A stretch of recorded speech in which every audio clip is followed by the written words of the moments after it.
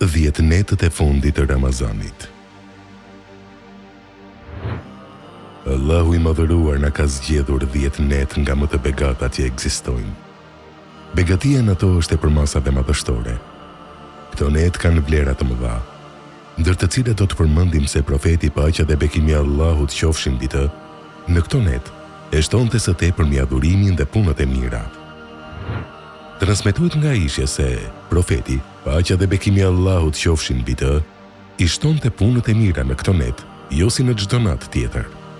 Ajo thot, kur hynte 10 ditë i fundit i Ramazanit, profeti, paqja dhe bekimi i Allahut qofshin mbi të, shtrëngonte brezin, falte namaz gjithë natën dhe për këtë zgjonte edhe pjesëtarët e familjes.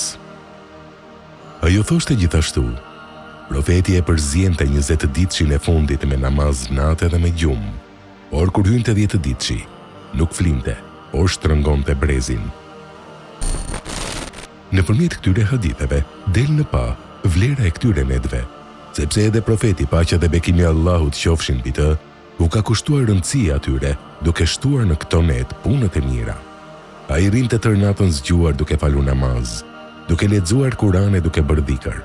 Këtë e bënte për madhështinë dhe rëndësinë e këtyre ditëve dhe për të kërkuar natën e Kadrit, në të cilën kush falet me besim dhe duke llogaritur sevapin, i falen të gjitha gjunahet e mëparshme. Mënyra se si profeti paqja dhe bekimi i Allahut qofshin mbi të i shfrytëzonte këto net me namaz, dhikr dhe adhurim, tregon se ato janë një rast i bolitshëm. Ato janë një mundësi për të gjithë dhe fushat e begat për atë të cilit Allahu ja ka lehtësuar. Ndaj edhe besimtari i mençur nuk e lë këtë rast të shpëtojë, si ati, ashtu edhe familjes së tij. Ato janë disa net të pakta. Mund të ndodhë që gjatë adhurimit në këto net, të ndjesh shijen e pendimit dhe sinqeritetit, e kështu fiton dynjan dhe ahiretin. Është për të ardhur keq, kur shikon se si shumë prej muslimanëve këto net të begata i kalojnë me gjëra që nuk u bëjnë dobi. Rrin deri natën vonë duke bërë muhabet, dhe kur vjen koha për të falur namaz natë flen, duke i shpëtuar në këtë formë një shpërblim mjaft i madh, të cilin nuk mund ta gjejnë më gjatë atij viti. Nuk ka dyshim se ata i vënë në lojë shejtani, i cili është betuar të largojë njerëzit nga bindja e Allahut të madhëruar.